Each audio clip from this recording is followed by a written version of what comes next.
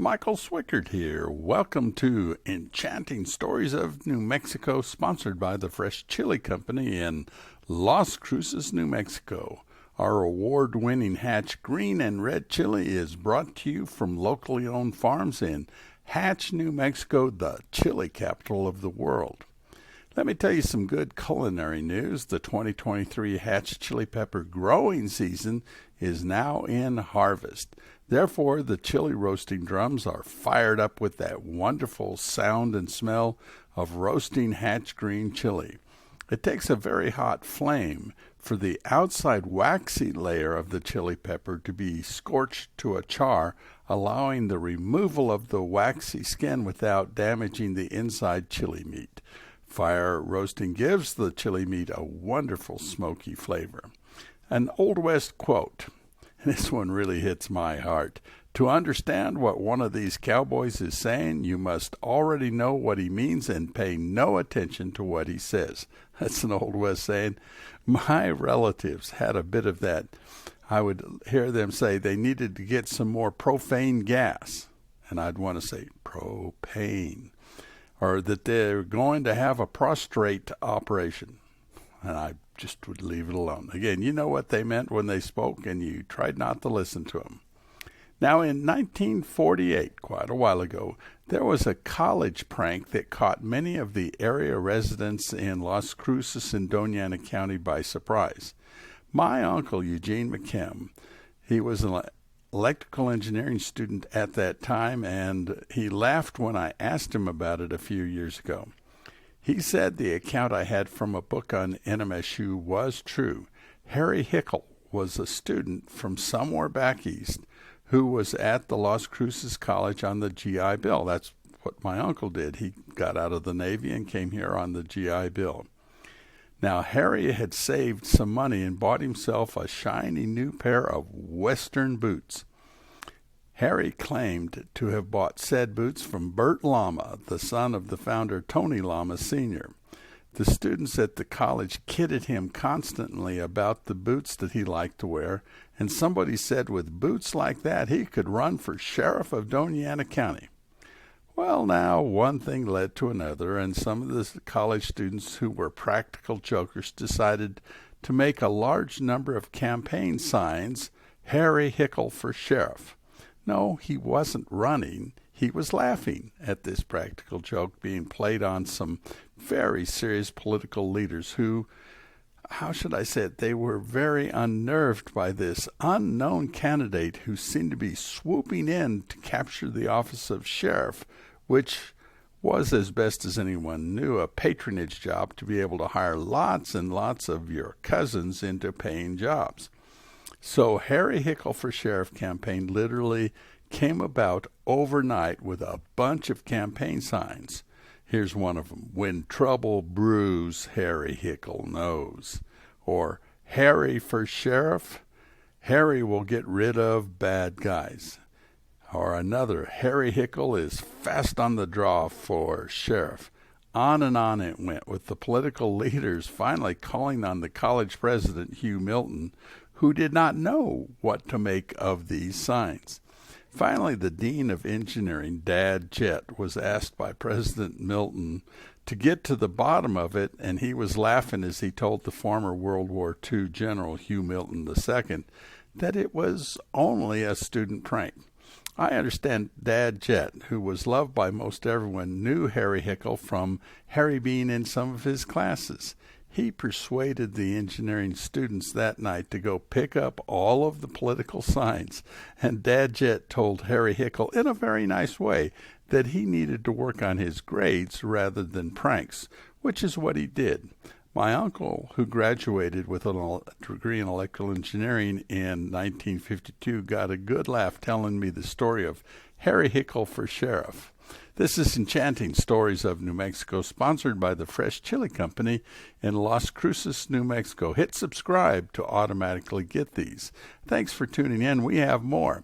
Fishing is good in New Mexico. This last week, 14,241 fish were stocked into the rivers and lakes, just waiting for you to catch them and make yourself a good dinner.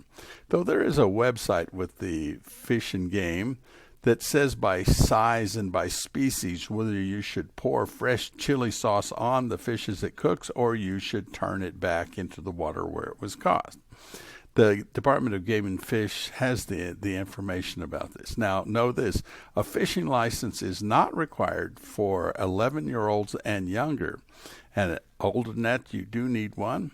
You can get your license online at the New Mexico Game and Fish website. Now, if you are 70 years of age or older, your fishing license is free. I like free, don't you? If you do have a fish for dinner and you use some Fresh Chili Company products to enhance the dinner, take a picture and post it on the Fresh Chili Company's Facebook page with your recipe. You will become famous. A little bit of unusual history in our area of southern New Mexico.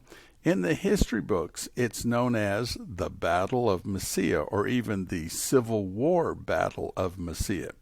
Now, it really did happen, and there were some men killed and wounded.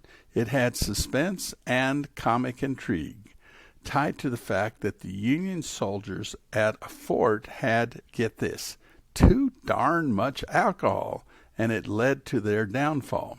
Somewhere near where Tombaugh Elementary School is now, at the very southern end of Las Cruces, is a pecan orchard now, where there was a spot 162 years ago and a Fort Fillmore, which was established in 1851 by Colonel Edwin Sumner.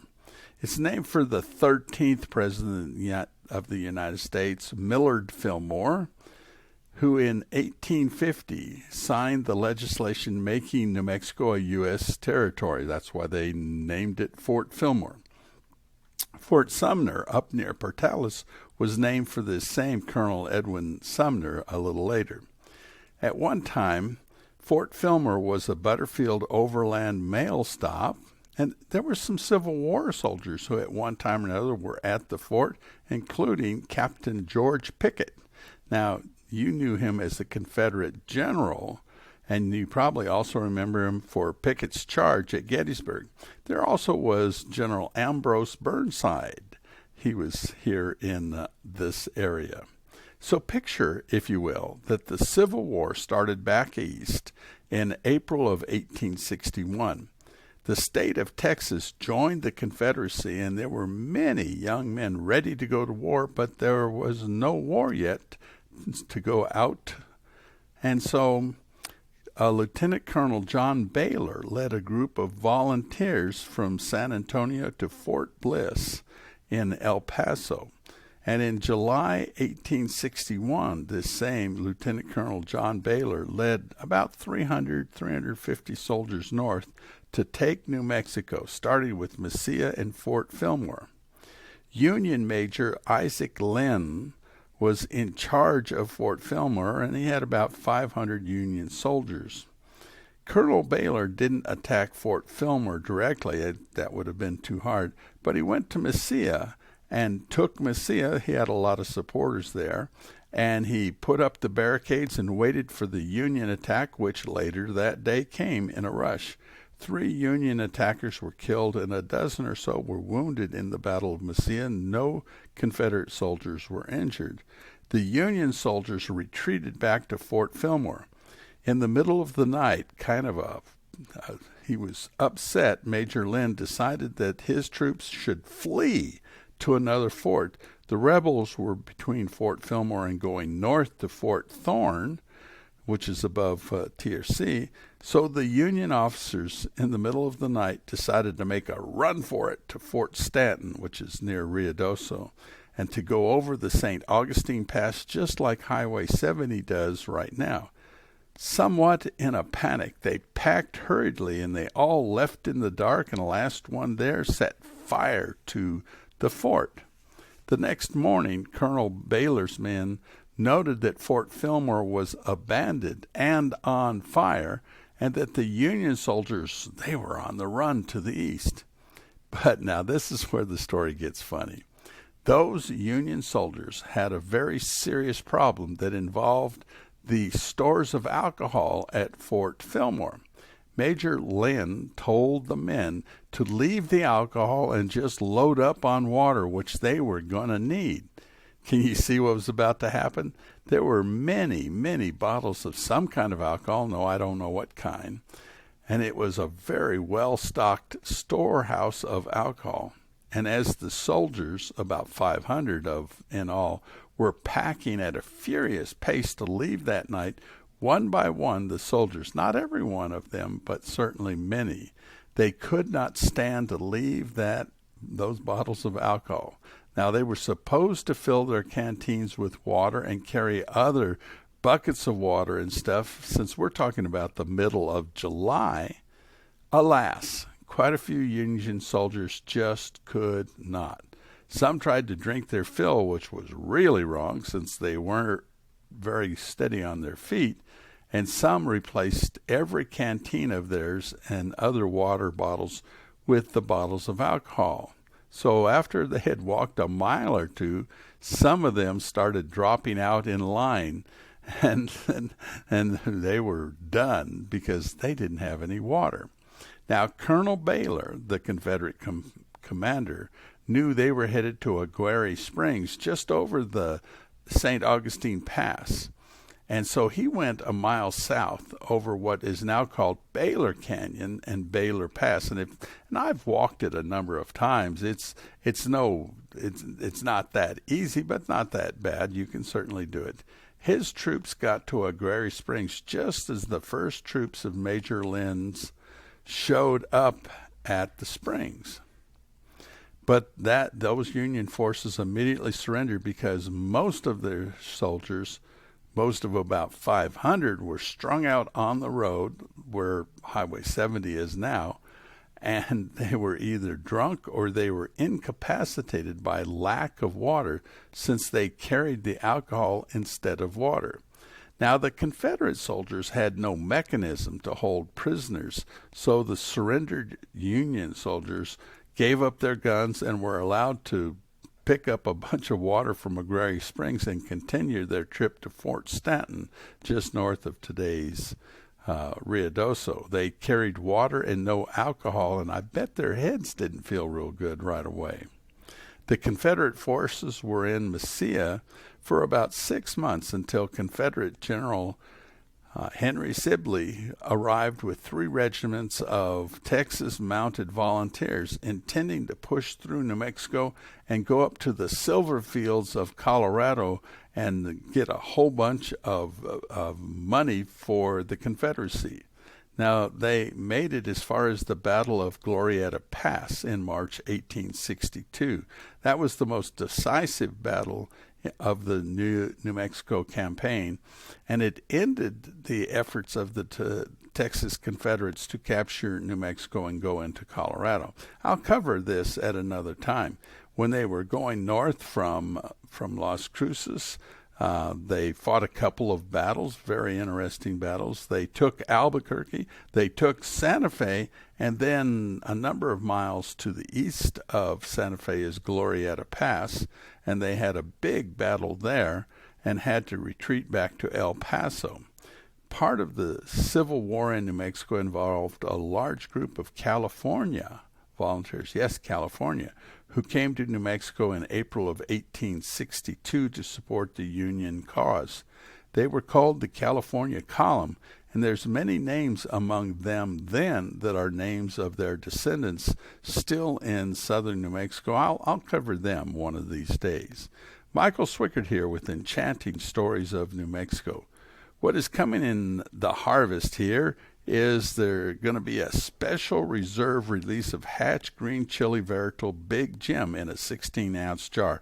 And friends, I am really looking forward to it. Veritable means this product will only be made with Big Jim chili, which is a little sweet and has a medium heat level. That's the level I like the best. I really do like Big Jim. It is my favorite, my go-to chili.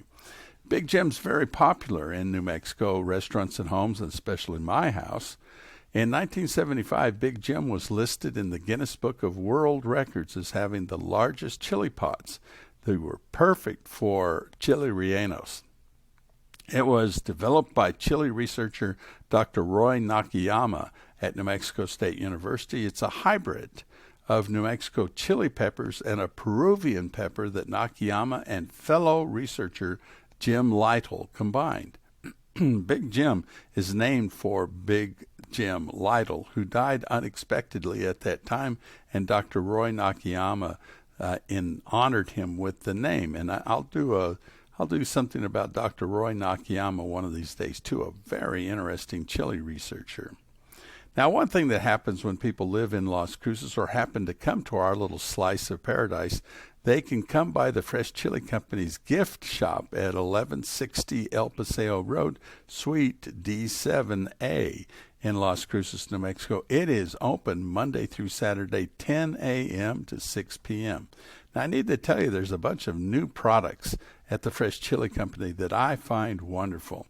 And I'll miss some of them, but one of them, there's a local honey with Hatch red chili that is absolutely fabulous on biscuits.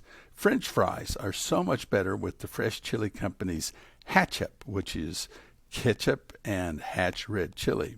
Come browse and look at some of these surprises. And there's also some frozen surprises that I assure you are wonderful. Again, Monday to Saturday, the Fresh Chili Company gift shop, 1160 El Paseo Road, Suite D7A in Las Cruces, 10 a.m. to 6 p.m. Monday through Saturday. This is Michael Swickard with Enchanting Stories of New Mexico, brought to you by the Fresh Chili Company. Thank you for your time today.